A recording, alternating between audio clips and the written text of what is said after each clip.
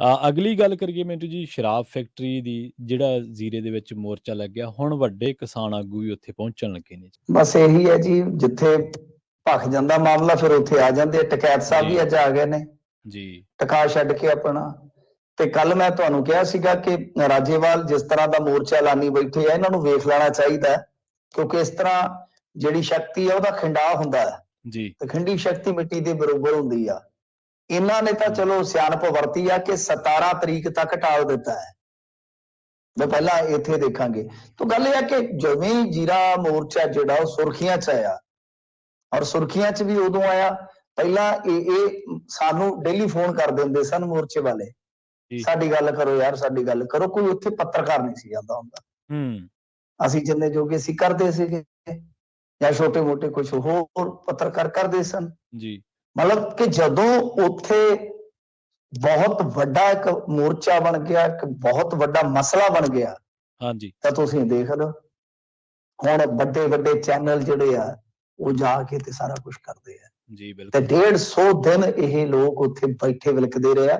ਕਿਸੇ ਵੱਡੇ ਅਦਾਰੇ ਨੇ ਇਹਨਾਂ ਦੀ ਰਿਪੋਰਟ ਨਹੀਂ ਕੀਤੀ, ਰਿਪੋਰਟਿੰਗ ਨਹੀਂ ਕੀਤੀ। ਮੈਂ ਤਾਂ ਠੋਕ ਕੇ ਕਹਿਣਾ ਉਹਨਾਂ ਗੱਲ ਕਿ ਤੁਸੀਂ ਤੇ ਗਿਰ ਜਾਂਦੇ ਬਸ, ਜਿੱਥੇ ਜਿੱਥੇ ਉੱਤੋਂ ਦਿਖ ਗਿਆ ਨਾ ਮਾਸ, ਤੁਸੀਂ ਉੱਥੇ ਉੱਥੇ ਆ ਲੈਣਾ, ਇਹ ਨਹੀਂ ਦੇਖਣਾ ਕਿ ਕਾਹਦਾ ਹੈ।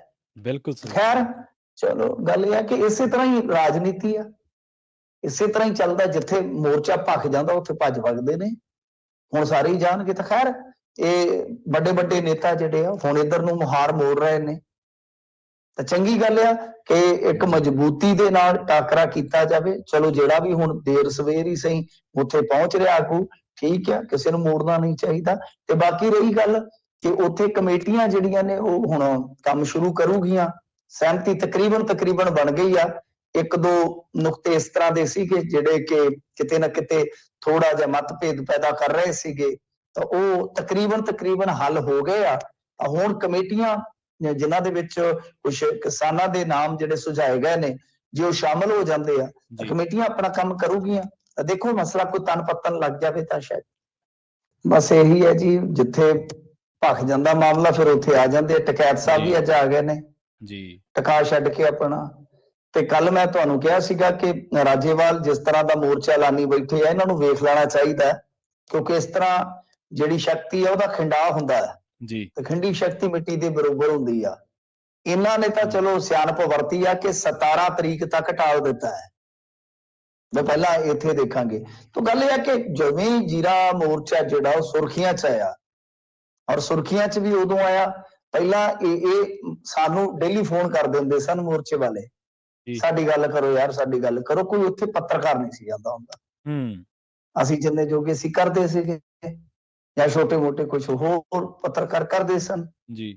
ਮਤਲਬ ਕਿ ਜਦੋਂ ਉੱਥੇ ਬਹੁਤ ਵੱਡਾ ਇੱਕ ਮੋਰਚਾ ਬਣ ਗਿਆ, ਇੱਕ ਬਹੁਤ ਵੱਡਾ ਮਸਲਾ ਬਣ ਗਿਆ, ਹਾਂਜੀ, ਤਾਂ ਤੁਸੀਂ ਦੇਖ ਲਓ ਹੁਣ ਵੱਡੇ ਵੱਡੇ ਚੈਨਲ ਜਿਹੜੇ ਆ ਉਹ ਜਾ ਕੇ ਤੇ ਸਾਰਾ ਕੁਝ ਕਰਦੇ ਆ ਜੀ। ਬਿਲਕੁਲ। ਤੇ 150 ਦਿਨ ਇਹ ਲੋਕ ਉੱਥੇ ਬੈਠੇ ਵਿਲਕਦੇ ਰਹੇ ਆ, ਕਿਸੇ ਵੱਡੇ ਅਦਾਰੇ ਨੇ ਇਹਨਾਂ ਦੀ ਰਿਪੋਰਟ ਨਹੀਂ ਕੀਤੀ, ਰਿਪੋਰਟਿੰਗ ਨਹੀਂ ਕੀਤੀ। ਮੈਂ ਤਾਂ ਠੋਕ ਕੇ ਕਹਿਣਾ ਉਹਨਾਂ ਗੱਲ ਕਿ ਤੁਸੀਂ ਤੇ ਗਿਰ ਜਾਂਦੇ ਬਸ, ਜਿੱਥੇ ਜਿੱਥੇ ਉੱਤੋਂ ਦਿਖ ਗਿਆ ਨਾ ਮਾਸ, ਤੁਸੀਂ ਉੱਥੇ ਉੱਥੇ ਆ ਲੈਣਾ, ਇਹ ਨਹੀਂ ਦੇਖਣਾ ਕਿ ਕਾਹਦਾ ਹੈ।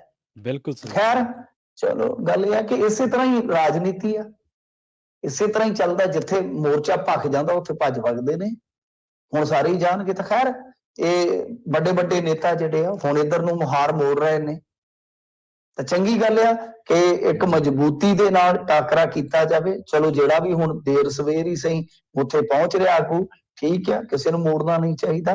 ਤੇ ਬਾਕੀ ਰਹੀ ਗੱਲ ਕਿ ਉੱਥੇ ਕਮੇਟੀਆਂ ਜਿਹੜੀਆਂ ਨੇ ਉਹ ਹੁਣ ਕੰਮ ਸ਼ੁਰੂ ਕਰੂਗੀਆਂ, ਸਹਿਮਤੀ ਤਕਰੀਬਨ ਬਣ ਗਈ ਆ। ਇੱਕ ਦੋ ਨੁਕਤੇ ਇਸ ਤਰ੍ਹਾਂ ਦੇ ਸੀਗੇ ਜਿਹੜੇ ਕਿ ਕਿਤੇ ਨਾ ਕਿਤੇ ਥੋੜਾ ਜਿਹਾ ਮਤਭੇਦ ਪੈਦਾ ਕਰ ਰਹੇ ਸੀਗੇ, ਤਾਂ ਉਹ ਤਕਰੀਬਨ ਹੱਲ ਹੋ ਗਏ ਆ। ਤਾਂ ਹੁਣ ਕਮੇਟੀਆਂ ਜਿਨ੍ਹਾਂ ਦੇ ਵਿੱਚ ਕੁਝ ਕਿਸਾਨਾਂ ਦੇ ਨਾਮ ਜਿਹੜੇ ਸੁਝਾਏ ਗਏ ਨੇ, ਜੇ ਉਹ ਸ਼ਾਮਲ ਹੋ ਜਾਂਦੇ ਆ ਤਾਂ ਕਮੇਟੀਆਂ ਆਪਣਾ ਕੰਮ ਕਰੂਗੀਆਂ। ਤਾਂ ਦੇਖੋ ਮਸਲਾ ਕੋਈ ਤਨ ਪੱਤਨ ਲੱਗ ਜਾਵੇ ਤਾਂ ਸ਼ਾਇਦ।